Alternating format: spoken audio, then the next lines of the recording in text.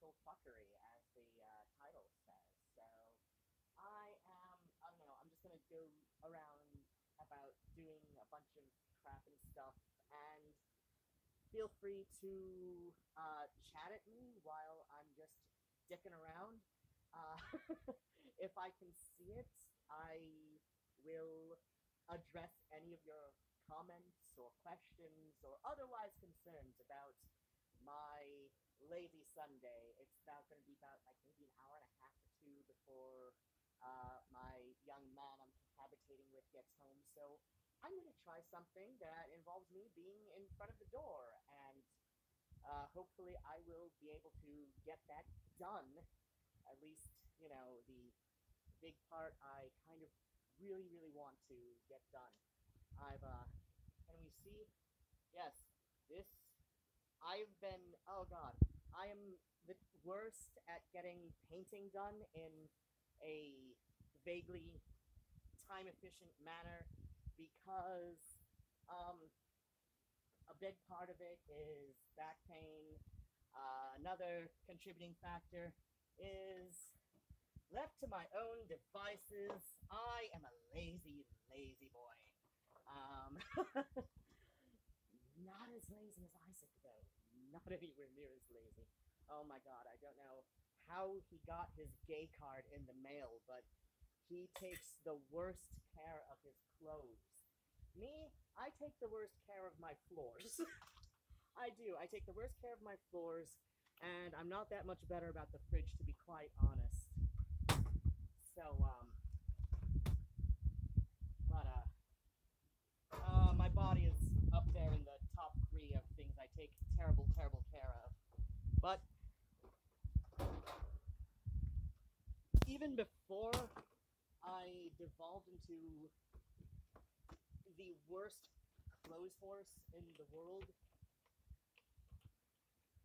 or I guess, I don't know, maybe not the worst. He's the worst. He buys clothes. He buys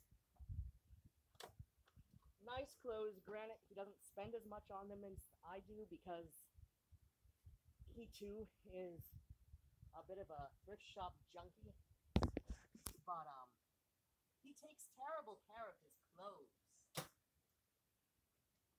and I don't know how anyone can spend even a modest amount of money on clothes that they will just ball up. And yes, this is the green I wanted.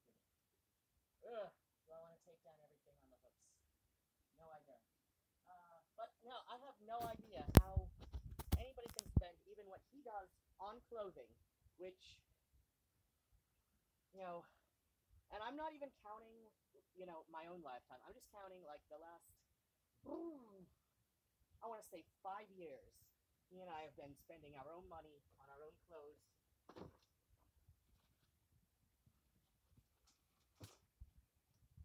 He has spent a fraction on his clothing what I spend on mine. Like maybe a tenth, because I have some beautiful antique things that are still in wearable condition, and I do, on very rare occasion, wear them. But still, I don't know how he can spend even a tenth what I do on clothes and ball shit up, onto the floor and, or shove it into a drawer or something.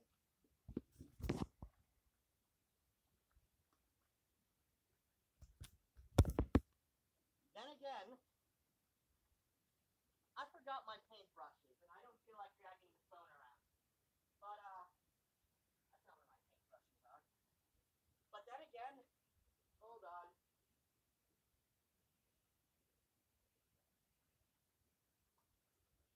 Big brush. Big brush, big brush. Son of... Oh, wait, there it is.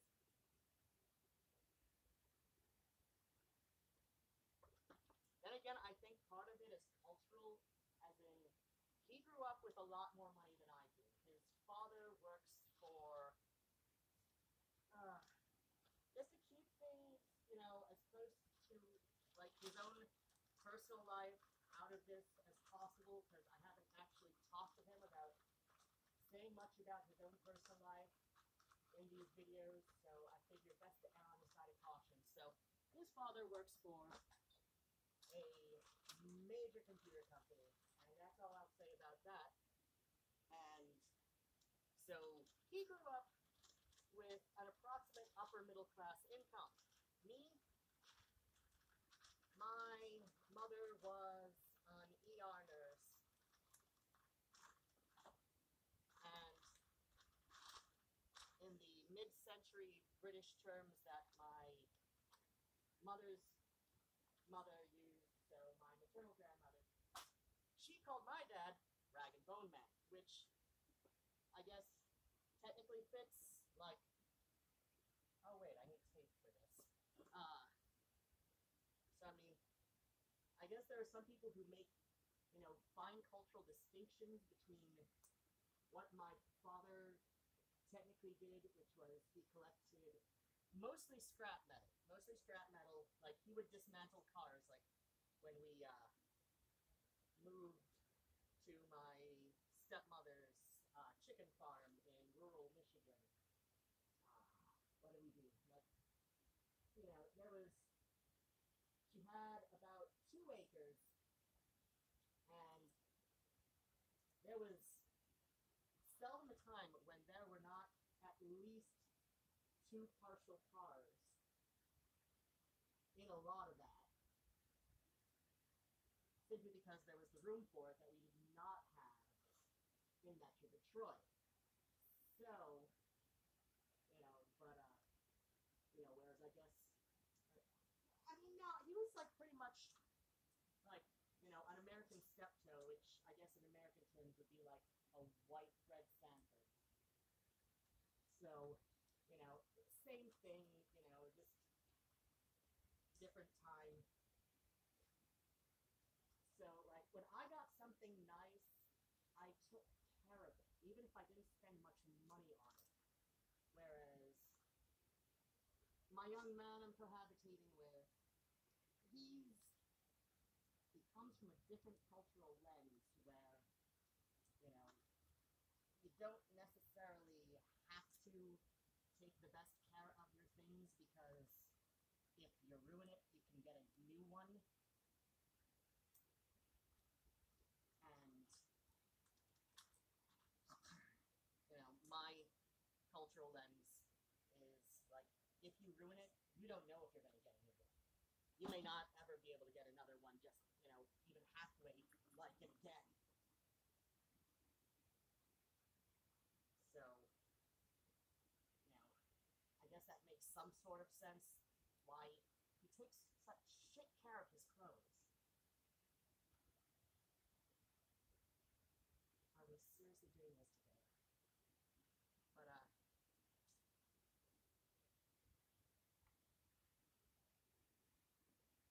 oh my gosh!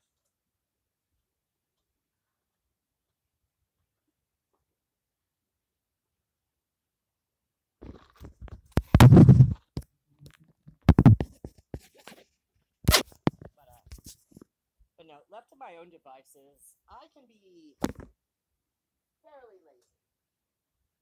Why? I don't know. Part of it, I just kind of got into that habit through chronic pain management. So,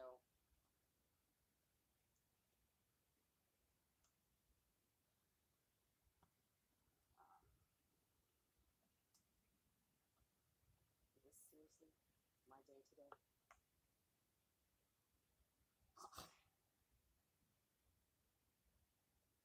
Ah ha ha! There we go.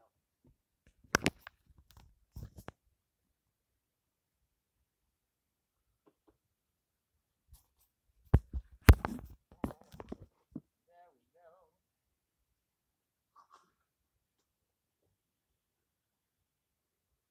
I know a big part of it is, I just got into a bad habit of being fairly lazy due to chronic pain.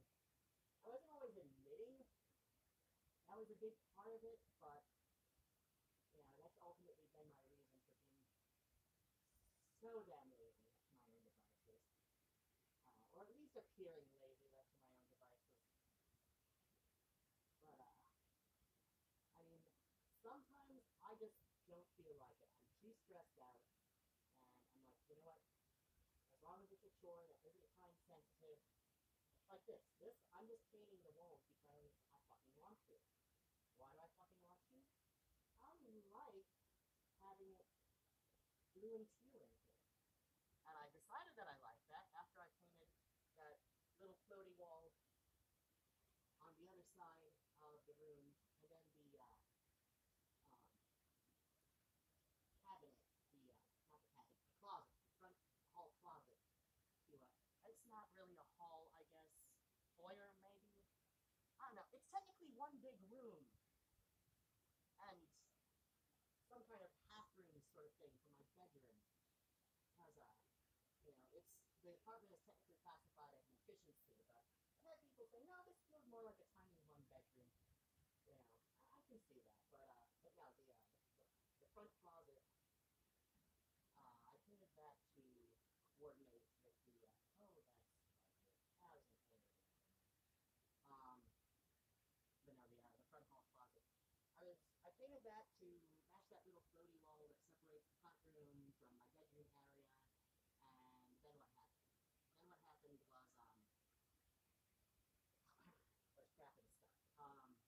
So I started painting this wall to match, and then I realized, oh shit, there's a big ass bookcase here that is full of books. And now there's the curio cabinet. Oh shit, did that have a mirror that used to go on top? I think it did, looking at it now. Ah. Speaking of the cabinet, there is a relatively minor infestation compared to other shit I've seen, especially on the internet. Especially compared to shit I've seen on cable television. Oh god, that is a reason I do not miss regular cable, because, like, even with the, oh shit, I did that wrong. Oops. Yeah.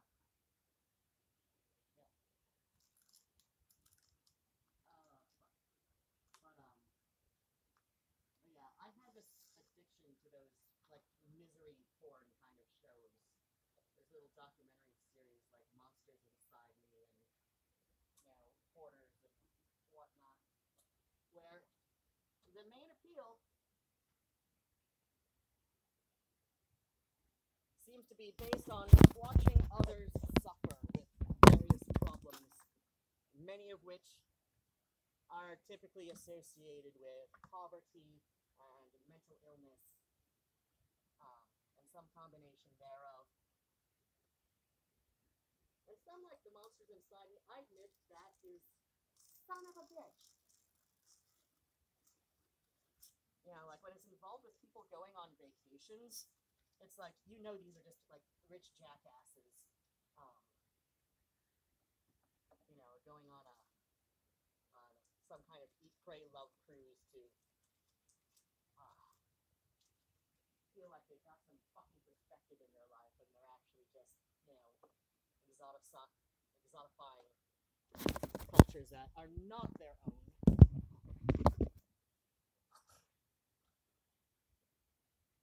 So no, I didn't feel bad about people going on a bachelorette cruise in Costa Rica and coming back with parasites. I didn't feel bad about that at all. I'm like, you know what? You kind of deserved it, you little rich jackass. I guess if it's a bachelorette party, it's technically a J. But then what happened? Son of a bitch, what the fuck is this shit? So, but no, I'd watch these misery porn series, and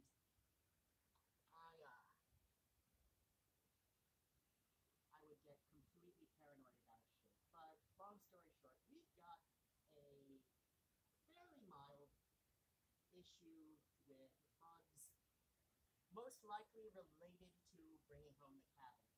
And the reason is because, well, while they are known to hang out at antique shops and thrift stores, um, they're not known for liking wood.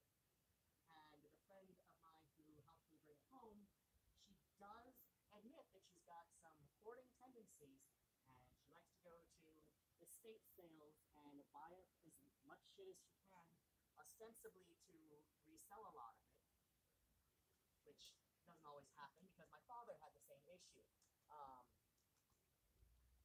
and she also likes to hit up, um, what's it called? Um, Storage locker auctions, and so yeah, she put this, big fluffy blanket on top of the uh, on top of the cabinet when it was in the back of her truck, which I understand. This is to protect the cabinet.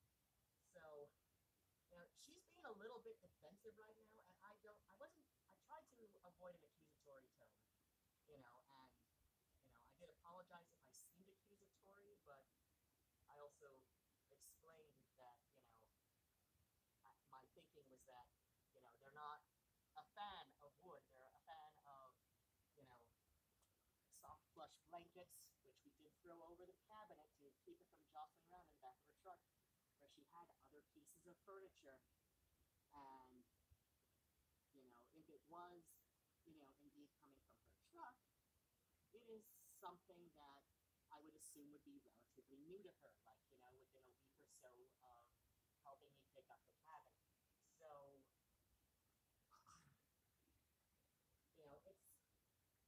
it's a hazard of, working with antiques, and my stepmother dealt antiques on the side when I was living with her because she was primarily a social worker, but that doesn't pay shit. And her first husband did deal antiques, full time, and um, she learned that a lot of the people who worked with him preferred working with her when she went in charge of something. So he's like, you know what? Fuck it. It's okay money, to do on the side.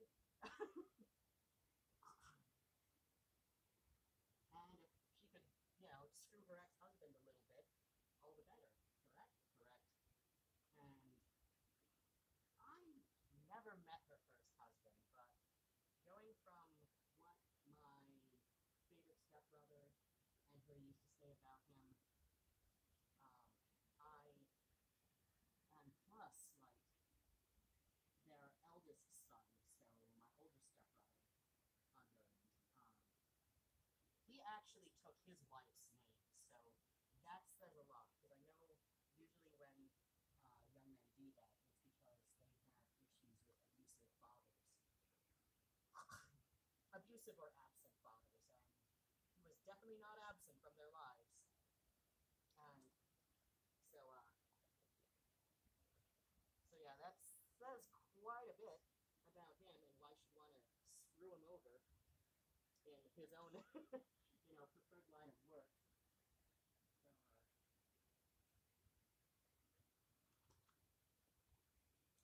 So, yes, I've got a friend who saw the first pictures of it on the little floating wall I've got, and she said that the stripes, not just the choice to do stripes, but the specific colors of the stripes kind of remind her of old-fashioned ribbon candy that people about our grandmother's age use.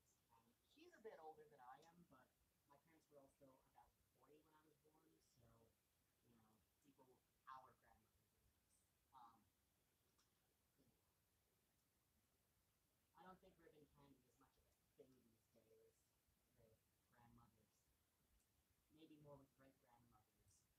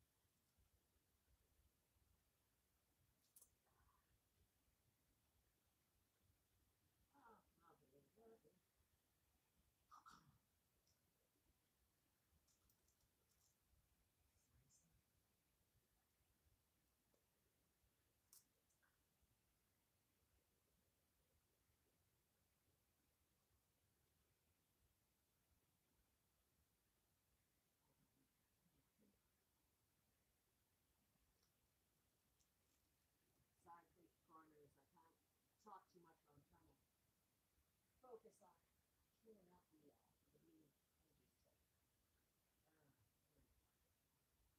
Seriously, I can't do it all in one day. Why am I doing all of it? Ah! I want to feel like I've accomplished something. It's more satisfying to do it all in. Oh, well, I explained it. It wasn't all connected in one thing. But it feels more satisfying when you can pull it all up in one thing.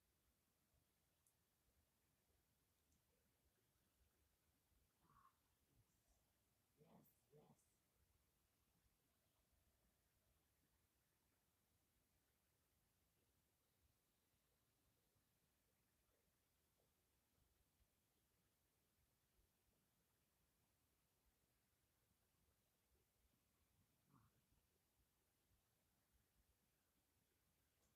Ah,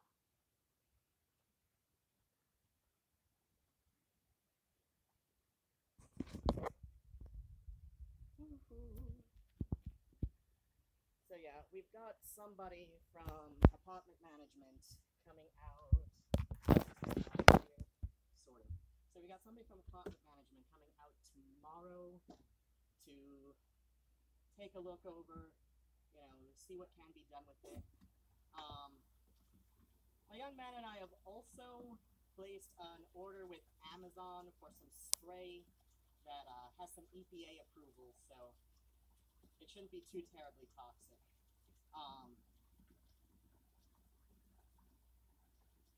At the very least, pull ourselves and the cats out for a couple hours after we spray it down. I've got just enough carriers to bring all the cats out with me. I don't like one of them though. One of them is a hard shell case, which I don't like, just on principle. And so let's see, Nigel's carrier. It is it's sized for large cats or small dogs over 16 pounds, and which he is. He hovers between like 15 and 17 pounds, like the whole time I've had him, and he's not funky at all. In fact, Isaac and I were commenting that he's actually really slim. Nigel is. He's actually pretty damn slim. But yeah, he's hovered like between like 14 and 17 pounds the whole time I've had him. Plus, he's enormous. He's about like, I want to say, oh god, I haven't measured him lately. But by length, he's almost twice as he's like like 1.5 BBs by length, and he's a good like 2 or 3 inches taller at the shoulder than Phoebe is. So he's a big boy. He's a big boy. And Murnau, I just weighed Murnau today, and Murnau has not really gained any weight since. Let's see, I adopted him in October, and I last weighed him, I want to say December or early January. He hasn't really gained any weight, but he's perfectly healthy. He runs around all the time. He definitely eats. He definitely eats, like he should. Um, so yeah, he's just a little guy. He's just so little. He's just so little. Which like a lot of people think he's gonna be really big, and I'm like, no, he's a year old next month, and I mean, I know like a lot of cats don't reach their full size until they're about 18 months old, but I don't see him getting that much bigger. He's got, I mean, at this size, I mean, when he was littler, when he was about 6 months old when I first adopted him, his paws were maybe a little bit big for him, so, a lot of people go like, oh, he has such a big paw, he's going to be huge, and I'm like, and now, this long after the fact, I'm like, he's not that big. He's not that big. He's a little guy. Yeah, he hasn't really gained any weight since December, so he's about 8.5 pounds. Um, yeah, like late December, early January. He hasn't really gained any weight, so he's a little guy. He's a little guy. Um, Nigel, what are you doing? Nigel,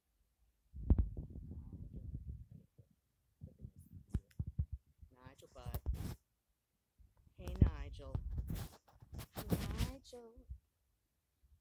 Nigel. Oh, yes, a big boy. A big boy. What you doing, guy?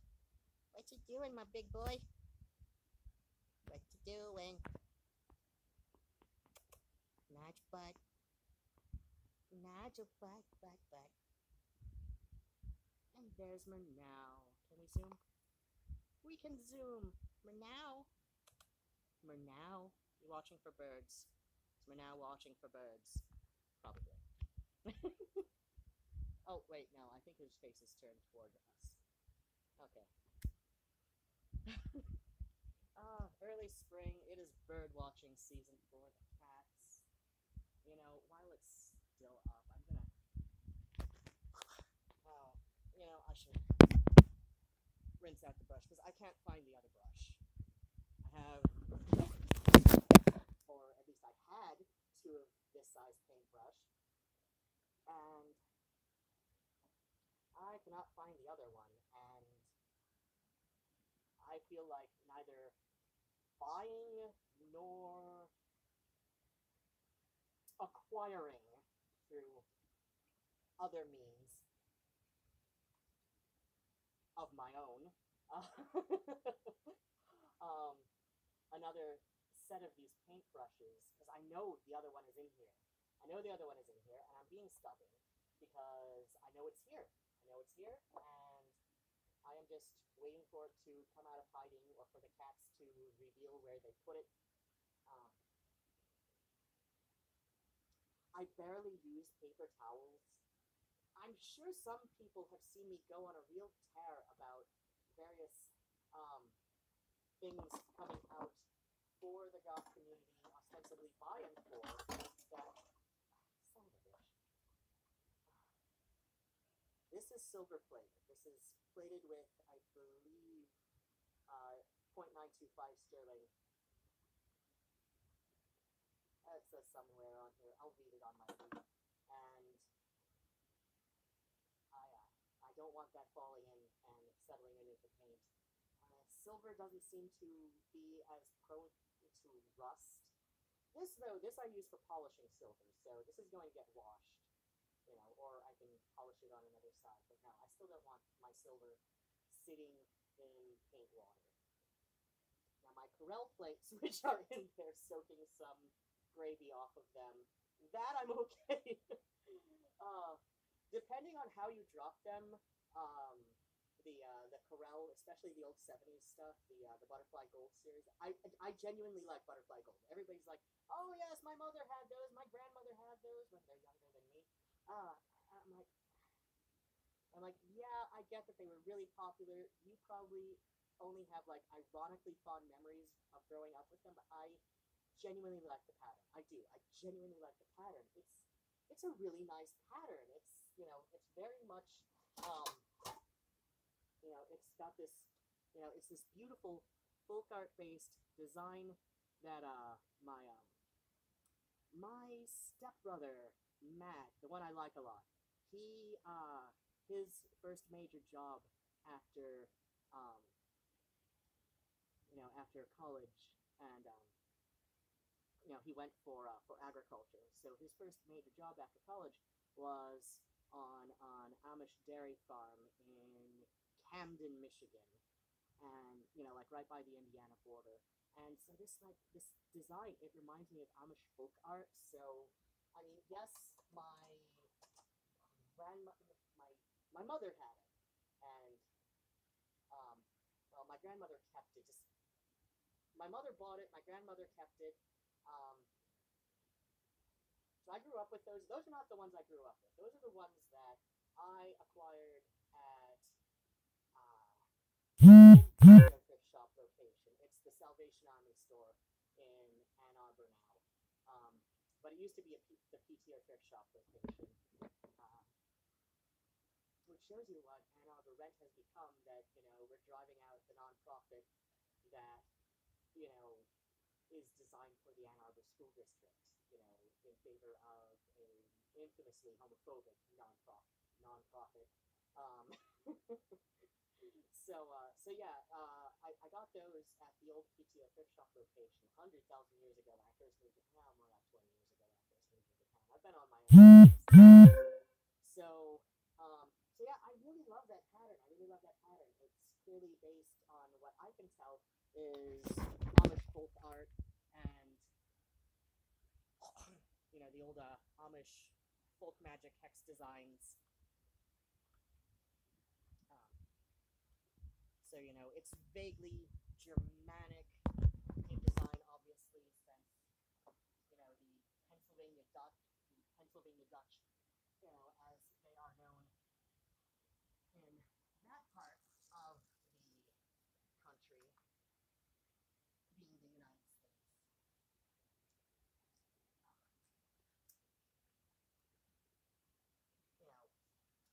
Theirs is they're called such because they speak a particular dialect of German. Oh wait, no, we're going to do the other color on this side. So why did I move that? I have no idea.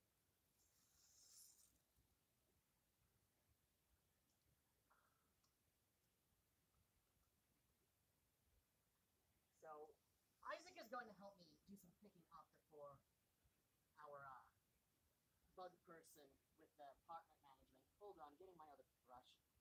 Or getting the brush.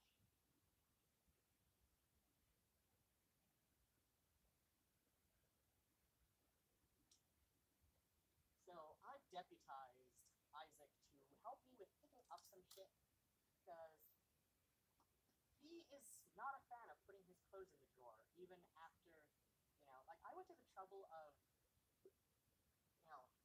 so the front closet before Isaac moved in, that was pretty much assorted storage. Like, everything was fairly neatly organized, and now it's a little less so because I gave up one side of my storage drawers to Isaac so he could have places to put his clothes. I also, pretty much gave up all of my coat storage. I'm now putting my coats, my off-season, my winter coats anyway, not into my closet properly, but I'm getting some of those vacuum sealed storage bags to, so that I can put them in one of my suitcases, or, worst case, I've got a couple big plastic storage cups, and I was going to put them in there and put them on the balcony. So, but yeah, he'd rather just, like, throw his shit on the floor. I don't understand that. Especially since, like I said, a lot of this is, like, his clothes, which, yeah, there are a few cats in here. And yes, cats are relatively clean compared to dogs, and none of my cats have ever had, issues with going to the bathroom outside the box, but still, that's cat hair just, like, covering your clothes. I should definitely vacuum more than I do.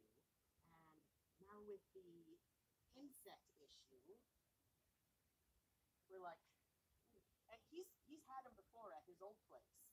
That's not why he moved out. But he's had them before at his old place, and so he knows that they like to hide out in soft, cushiony burrows, like mattresses and couches, and piles of blankets, and plush toys, and piles of laundry. And yet he would still rather store his clothes in a wad on the floor, which I don't understand.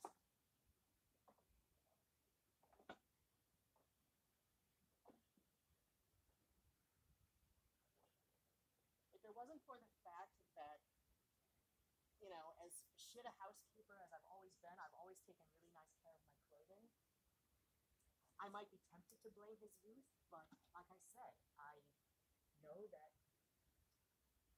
there are young people who are not like this with their clothes. Shit, even when I've got clothes that I haven't put away just yet, I do my my best to keep them on the floor. And the ones that do fall on the floor are ones the cat's knocked on the floor, not ones that I have intentionally thrown on the floor. And if they aren't up from the floor right away, it's because I genuinely hurt too fucking much to get them off the floor. Like max, I've had clothes on the floor for like 2 days max. He'll leave shit on the floor for a week if I let him. And honestly, because of my own anxiety issues and not wanting to come off as especially cranky and overbearing as my ex Scott frequently accused me of, I would probably ask him to pick up his clothes more often. So, I mean, thankfully that's my only complaint about living with him, and I've been kind of, like, politely nudging him in the direction to be a bit more mindful of his messes. Which is, that's the way to do it. You don't want to, like, come off like you're personally attacking anybody, and you don't want to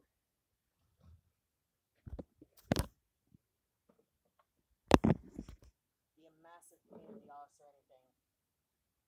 But no, like, cohabitation. Hold on. Can you believe this was free?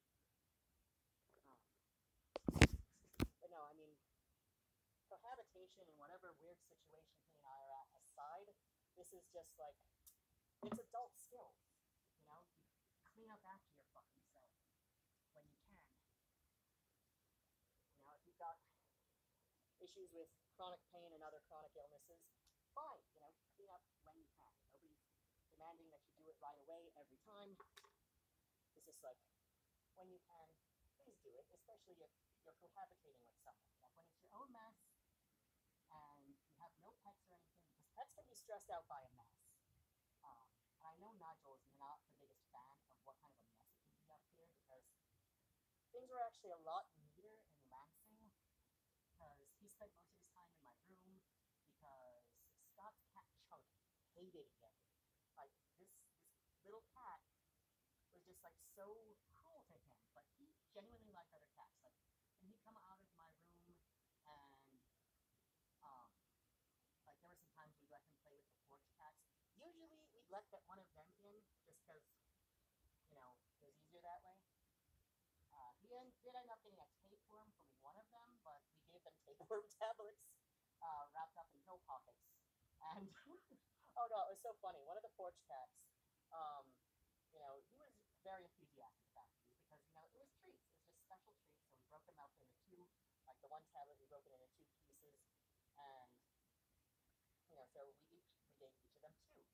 And his brother, and I know it was brother because they were in the same litter born 2 doors down under their porch. And so then what happened? So his brother was a little less enthusiastic, but, we gave them like 2 little dishes with wet food, like after they finished their pills. So, I gave him his 2 treats, and then he went, and so like the first one, he took his 2 treats, and then he immediately made a beeline for the other 2 treats.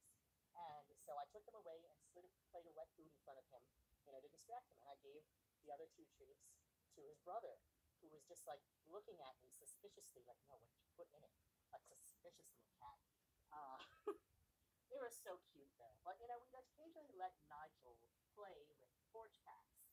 And the one porch cat who was really enthusiastic about the treats, before I moved back to Ypsilanti, I checked around to see that, because he was practically a house cat. He just, was born outside and lived on the porch. He behaved like a house cat. Like, you could pick him up.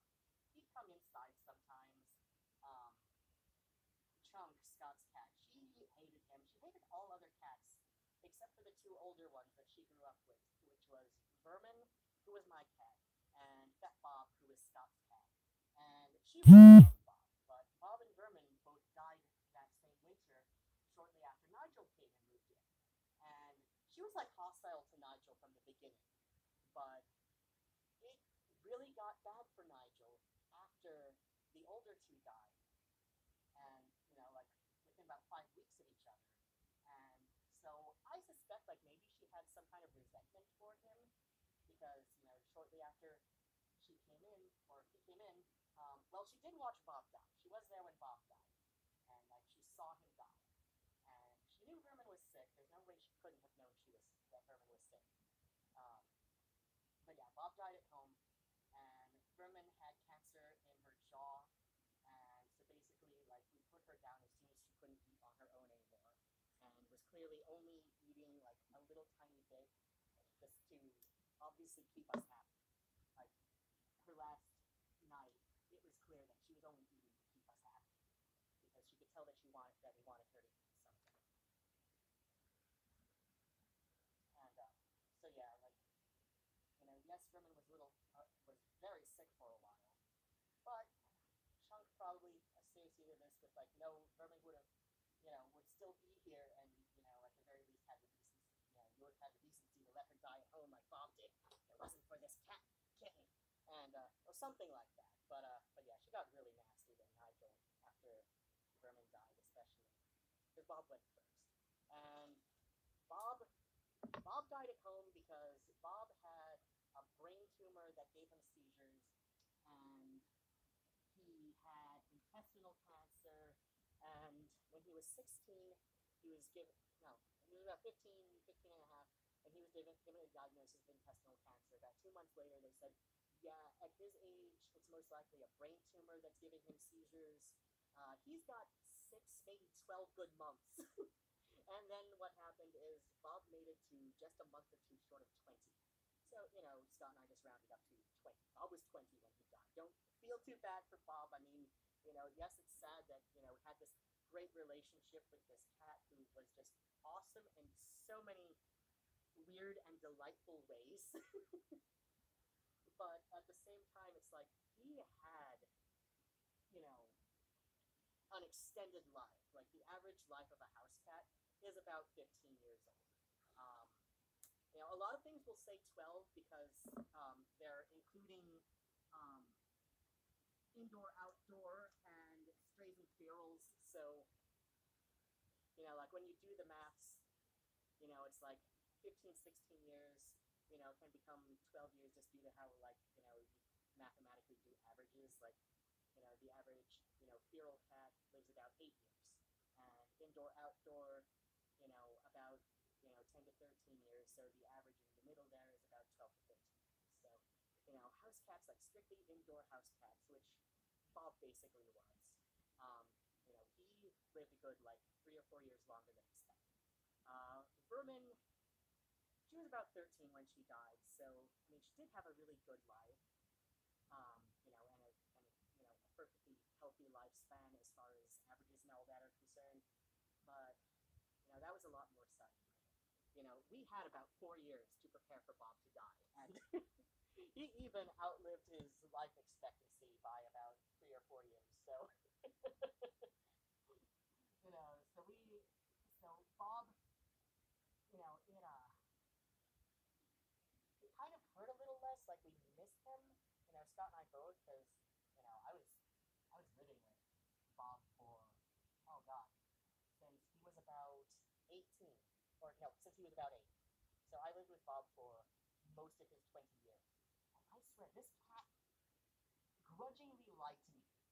Like, the first time Scott and I broke up, understandably, and this was at my decision, Scott, got brutally depressed. And after Scott and I got back together and I moved in again, like almost a year later, Bob clearly seemed to have some resentment toward me. And the first time, like after Scott's parents retired and moved to Tennessee, the first time Scott went to go visit them at their home in Tennessee, it was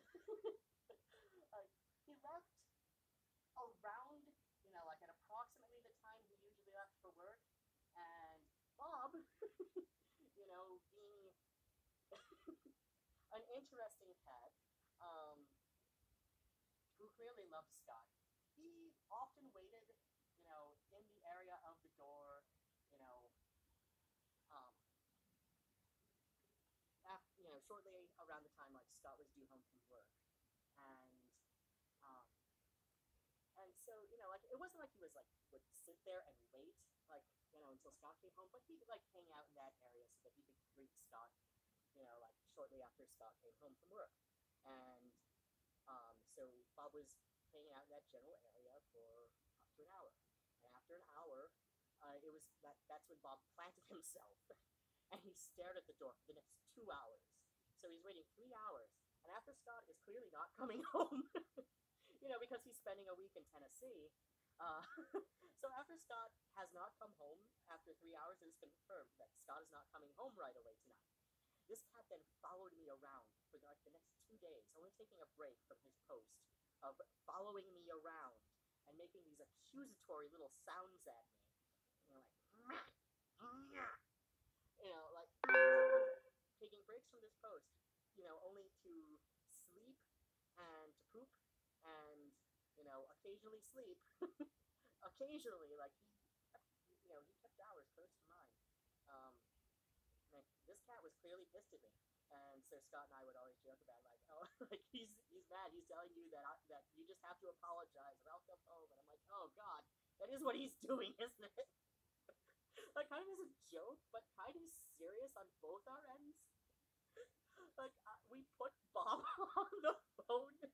We put Bob on the phone with Scott, and I could hear Scott over the phone.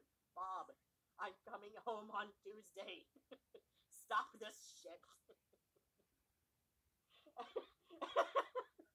And Bob gave me this dirty look that he always gave me when he could tell that Scott, like even if Scott started it, Bob would look at me in this very accusatory way, like you're mocking me. Scott would be talking to me like this if you were the one influencing him. But no. Nigel loves other cats. Nigel does. Nigel loves other cats very much. And it was very clear to me with the porch cats. But no, he spent a lot of time in my room in Lansing, and I'm remembering where I started this conversation. So he spent a lot of time, in my room just because Chunk hated him. And so, clean up the drips there. It's got some drippy outlines, but oh well. If I do what I want to, I'm going to put an antique telephone. So I'm gonna adjust. So if it stays around long enough for me to save a bit for it, right here there is this antique telephone at the antique shop that I love. Well, one of the antique shops that I love. So there's this antique double horn style telephone. So there's the one horn here that you speak into, and then there's the one horn here that on a cord that you put up to your ear to hear different people. So there's one of those old antique like turn of the 19th, 20th century double horn wall telephones, and I was going to get it. And in theory, you just have to put wiring onto it, and it should be operable. And I know how to operate one of those things. I do. I know how to operate one of those antique double horn telephones. Um, but it's like I don't have a landline. I have no reason to have it operable. But it's got a little put my hands up here. So it's got a little like desk sort of thing on the bottom, and with a little lip where you're intended to like write messages for people, when they're called in, when they weren't there when a call came in. So I was going to modify that. So I was going to like take off the little desky thing, put a hinge on it, and then like modify the back so I could bring in charger cords for my phone and for Isaac's, so that this would be like this beautiful charging station with the antique telephone. I'll maybe put it off to this side. I mean, there's the thermostat right here, so I can't put it like right there. But like right here, off to the side, next to the curio, that would just be gorgeous. And like I said, it would be a simple modification depending on what the insides look like, which would be easy to take off the back and see, oh, okay, I might have to move some wiring up a little bit.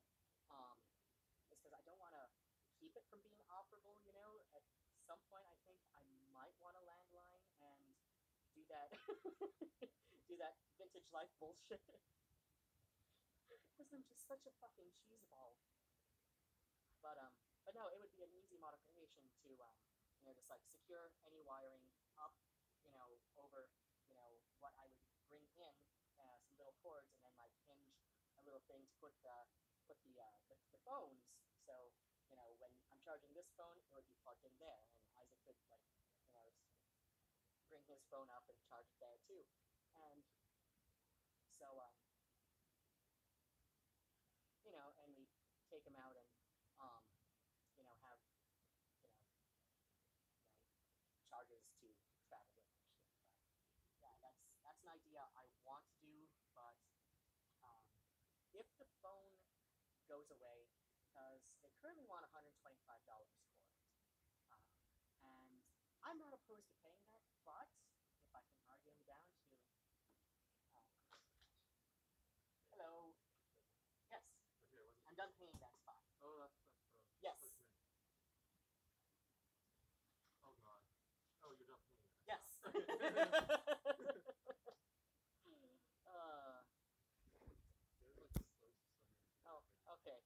Well, I'm gonna stop the live stream then if you're talking things. I'm sorry. Oh no, it's all right. It's all right. I was expecting maybe another half hour, but yes, okay, cancel.